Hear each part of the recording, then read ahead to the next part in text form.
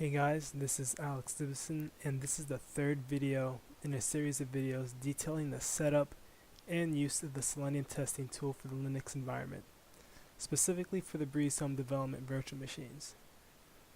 This video is meant to aid in the development of the BreazeHome application, so if you have any questions about how to use the Selenium tool, please feel free to contact myself, or if you have any questions about the BreazeHome application as a whole, please contact Professor Masood Sajadi, who is acting as both the mentor and product owner for the BreazeHome 4.0 application.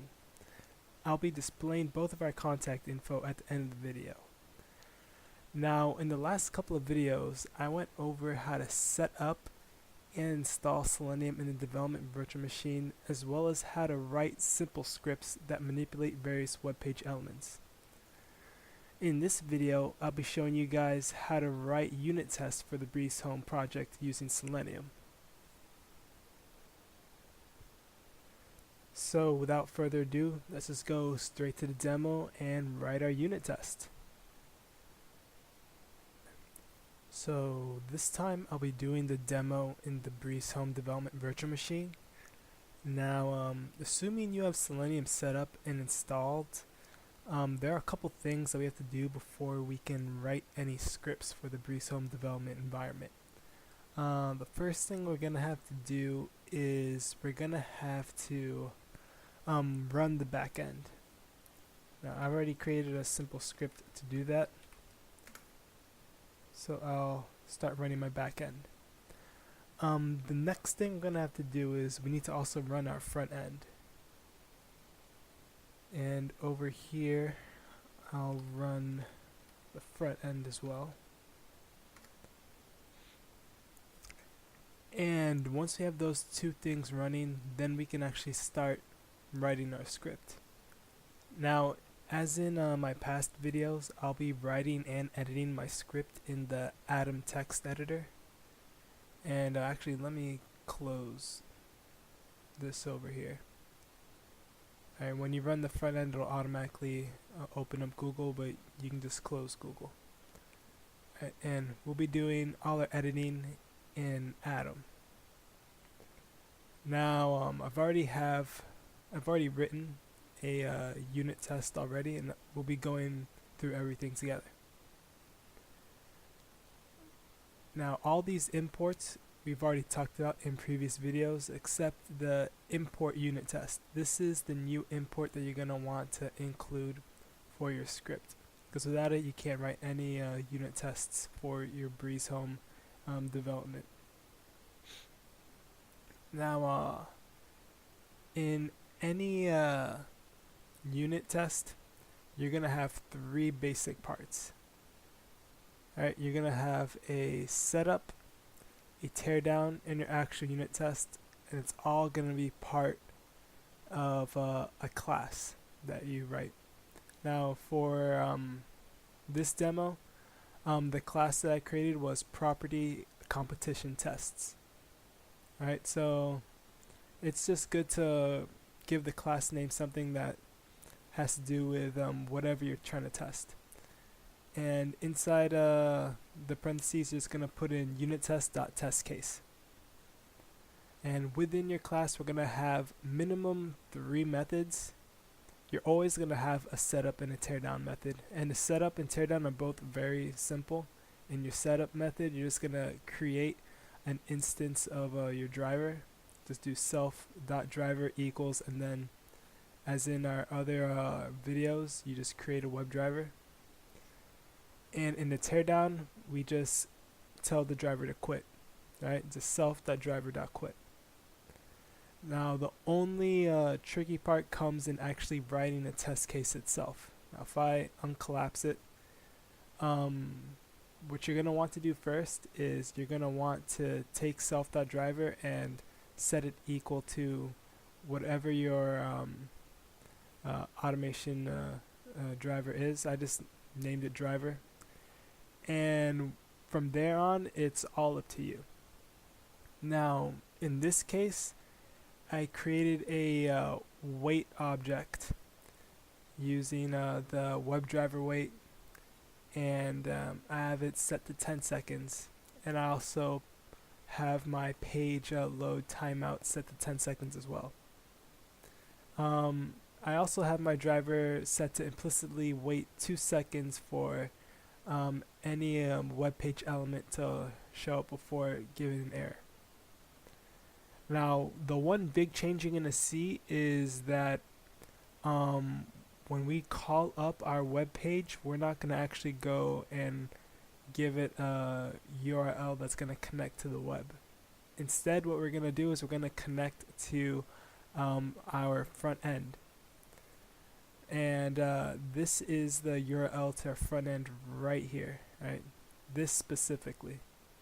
Right? And you're going to want to put this in your driver.get.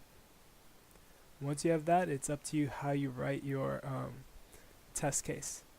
Now, in this test case, what I'm going to be testing is whether or not whenever I visit a property details page, the total view counts and the weekly view counts are incremented properly.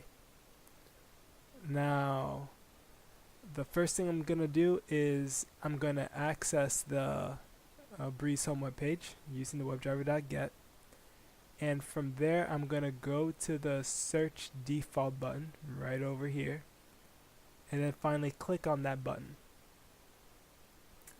Once I have clicked that button, next I'm going to want to do is click on the first property on the results page. Right? I get an index of properties, and I'm going to get the first property. Once I've clicked on it, then I'm going to try to check and see what the page count is. Right? When you're writing your own test cases, it's going to be very different. Your test cases might have to do with whether or not when you click on a link you're sent to the proper page, or you're trying to check a variety of other objects. But for this, I'm just trying to see whether or not the counts are properly incremented. And what you're going to want to do is, in any unit test, is you're going to want to create an expected variable and an actual variable. So once I've actually extracted the total and weekly count, which I do right over here, I'm going to create a variable for them. So I have a total expected count and a weekly expected count. And essentially what I'm doing is, once I've gone to a page, I look at the total count and weekly view count, and I just add +1. Essentially what I'm doing is, the expected value when I refresh this page should be +1 of the current value. So I save these two values, and then I refresh the page right over here. So this is the command to refresh the page. And if everything is done properly, when I extract the total and weekly count again, right over here, they should equal my expected values over here. So once you've gotten your expected values and your actual values, you're going to want to assert them that they're equal to each other. And that's basically how you write a unit test. And you can have multiple unit tests for your class. In this one, you see I only have one unit test, but I could have easily had 5, 6, 7, as much as I wanted, and it'll just run them sequentially one after another.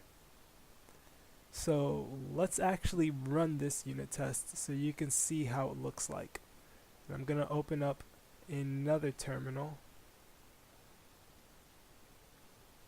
and remember, we always want to change directories to the directory that contains our script. I'm going to run it using Python. Actually, what's the name of my script? Okay, we're going to run it with Python script.py. Alright, and if anything's been done, if it's been done correctly, it should run without a hitch. Alright, so we get to our results page, we click on the first property, I extract the total and weekly view counts, the page is refreshed, I extract the new counts, and the test is done. And if you look at the terminal over here, you can see that it ran one test and that everything passed. And this is how it looks like when a test is passed successfully. So let's see what happens when a test doesn't pass successfully. So what I'm going to do now is I'm going to go here, and let's say in my expected I put that I expect it to increment by 2 when it only increments by 1. So I'm going to save this,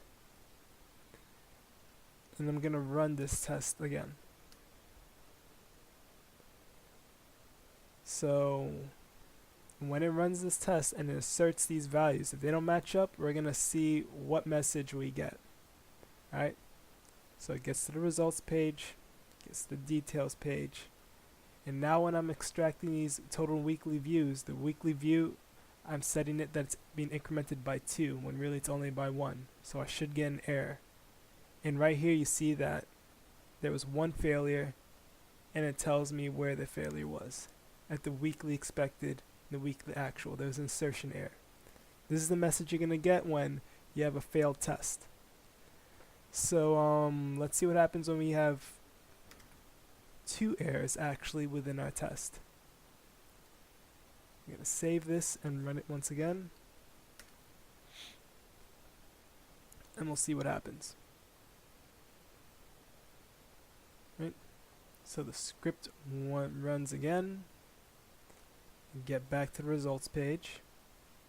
I click on that property, and I'm extracting the total view count and weekly view count.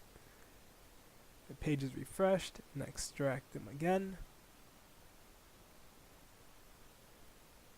And if you look here, you see that even though there should be 2 errors, it says I only have 1 failure. Alright, and the failure that it shows is for the first time it gets an insertion error. So when you're running these unit tests and you see that you get errors and it says it's only 1 error, you have to be careful because you may actually have multiple errors within your unit test. So a lot of times you may want to only have 1 assertion per unit test so that you can be 100% sure that whatever error there is, it's only for that specific variable that you're checking for. But this is a issue that you may run into when you're doing these unit tests, because it doesn't say anything about my second error, which is in the weekly expected. It's only going to say that there was an error for the first thing that pops up. Outside of that, there is one extra thing that you're going to need when you're running your unit tests. You're also going to need this line, or these 2 lines right over here. Now these lines are going to be outside of your class itself, and this is what's going to actually make sure that you run every single unit test within your class. So just make sure you have the if underscore underscore name underscore underscore equals the main, which is in between underscores on each side, and you're gonna have indented unit test dot main. Right? Once you have that, it's gonna run your unit test sequentially within your test case class. And that concludes the demo. Hopefully you've learned a lot throughout the series of videos and have a firm grasp on the Selenium testing tool, and know how to create unit tests for the BreazeHome application. Once again, if you have any questions about the Selenium testing tool, you can contact me at my email at adubu002@fiu.edu. You can also contact me through my LinkedIn account, which contains various forms of contact info.